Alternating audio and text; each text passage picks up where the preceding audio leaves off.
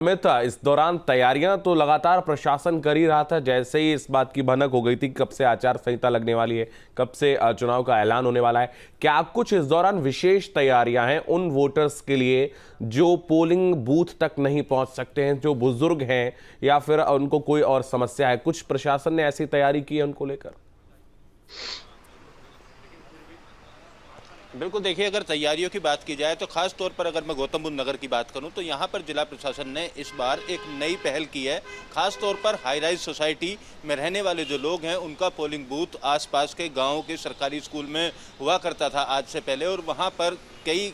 कारणों की वजह से वो वोटर वोट डालने के लिए नहीं जाया करते थे। कई पोलिंग बूथ सोसाइटियों से तकरीबन 2 से 2.5 किलोमीटर दूरी पर हुआ करते थे, और ऐसी जगहों पर जाने में तमाम सोसाइटी और सेक्टर्स के रहने वाले लोग, सेक्टर्स तो नहीं कहेंगे क्योंकि कम्युनिटी सेंटर में हुआ करता था, लेकिन सोसाइटियों में जो हाई राइज सोसाइटी हैं, एक एक सोसाइटी के अंदर 6,000, 10,000 से 15,000 वोटर रहते हैं, लेकिन वो पोलिंग बूथ कुछ हटके होना और गाँव के इलाके में होना कहीं ना कहीं वोटिंग परसेंटेज को कम किया करता था। तो इस बार जिला प्रशासन ने पहल करते हुए नए पोलिंग बूथ बनाए हैं, और खास तौर पर ऐसी जो बड़ी बड़ी सोसाइटियां हैं या कुछ सोसाइटी ऐसी भी जिसमें 5,000 के आसपास लोग हैं, वहां पर सोसाइटी के अंदर पोलिंग बूथ बनाया गया है। तो इससे माना जा रहा है इस बार वोटिंग का जो परसेंटेज है वो खासा बढ़ेगा, और कई और पोलिंग बूथ बनाने के साथ साथ जो नए वोटर्स हैं उनकी वोट बनाई गई है। उसके अलावा कई ऐसे वोटर्स हैं कि अपना एक एड्रेस से दूसरे एड्रेस पर शिफ्ट हुए, उन वोटर्स के लिए भी पिछले काफ़ी दिनों से लगातार जिला प्रशासन की तरफ से काम किया जा रहा था, और गाँव में रहने वाले तमाम लोग जो हैं उनके पोलिंग बूथ भी उनके आसपास हों,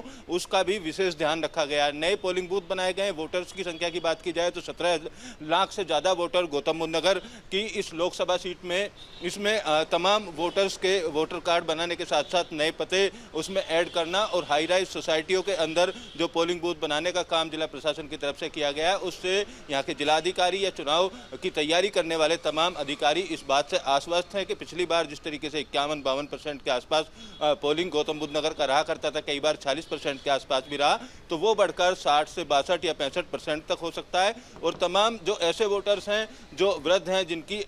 उम्र 80 से 85 या 90 साल के आसपास है, 100 साल की उम्र के आसपास के हैं, तो उन वोटर्स को भी जिस तरीके से चुनाव आयोग ने आज गाइडलाइन जारी की है, उन गाइडलाइन के हिसाब से पोलिंग बूथ तक पहुंचाया जाएगा। पिंक बूथ हर बार बनाए जाते हैं, उस तरीके की भी प्रक्रिया इस बार जारी रहेगी। खासतौर पर शहरी वोटरों में इस बात की झिझक जरूर देखी जाती थी कि वो गांव देहात वाले इलाके में वोट डालने के लिए नहीं जाते थे, तो उसको एक बड़ा कारण मानते हुए बड़ा जो कदम है वो जिला प्रशासन की तरफ से इस बार यहाँ पर उठाया गया है। कुछ लोग और भी मेरे साथ मौजूद हैं अब, क्योंकि चुनाव की तारीखों का ऐलान हो गया, तो ऐसे में यहाँ के युवा क्या सोचते हैं, क्या मुद्दे इस बार रहेंगे आप लोगों के गौतम बुद्ध नगर को लेकर खासतौर पर बात करें तो?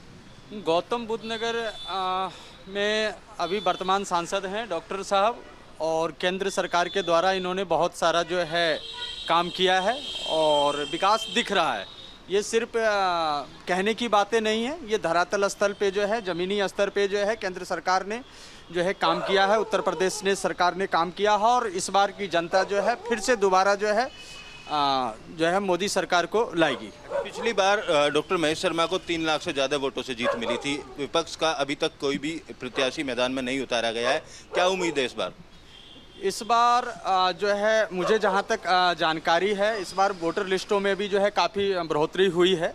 17 लाख समथिंग के आसपास है। तो इस बार मैं मानता हूँ पिछली बार से इस बार और जो है डबल की जो है जीत डॉक्टर महेश शर्मा को गौतम बुद्ध नगर लोकसभा क्षेत्र से हम लोग सभी जनता जो है जिता करके भेजेगी। एक बात बताइए, अब जिस तरीके से सोसाइटियों में इस बार पोलिंग बूथ बनाए गए हैं, गाँव के इलाकों में लोग जाने से डरते थे, तो बढ़ेगा पोलिंग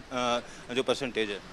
इस बार युवाओं का ज़्यादा वो योगदान रहेगा इसमें, क्योंकि युवा इस बार बढ़ चढ़ के भागीदारी में रहेगा, और युवाओं को इस बार बहुत मौका भी मिलेगा कि वो इस बार वोट डालें और अपना वोट का सही इस्तेमाल करें। यहाँ पे बात की जाए, जेवर एयरपोर्ट के साथ साथ फिल्म सिटी का निर्माण अभी शुरू हो गया, कई बड़े प्रोजेक्ट हैं, बाहर से कई सारी विदेशी कंपनियां निवेश कर रही हैं, रोजगार भी बढ़ाया जाएगा, ये भी एक बेसिक मुद्दा रहेगा यहाँ के चुनाव में। हाँ जी बिल्कुल, आप एक बार यमुना प्राधिकरण को देख लीजिए, या जैसे ही जेवर हाईवे पे चलेंगे आप देखिए विकास पे विकास हो रहा है, कॉलोनियाँ काटी जा रही हैं, सेक्टर काटे जा रहे हैं, विकास अब नोएडा छोड़ के, नोएडा से आगे जाके विकास तरक्की पर आ रहा है। तो देखिए, तमाम ऐसे मुद्दे हैं गौतम बुद्ध नगर के वोटर्स के, चाहे यहाँ जेवर एयरपोर्ट की बात कर लें, चाहे उसके अलावा फिल्म सिटी, ये तमाम जो प्रोजेक्ट हैं, ये विदेश से आने वाले निवेश की बात कर लें, चाहे कानून व्यवस्था को लेकर बात कर लें, महिला सुरक्षा को लेकर बात कर लें, तमाम पैमाने पर लोग नज़र बनाए हुए हैं और हर एक मुद्दे को ध्यान में रखकर वोट डालेंगे।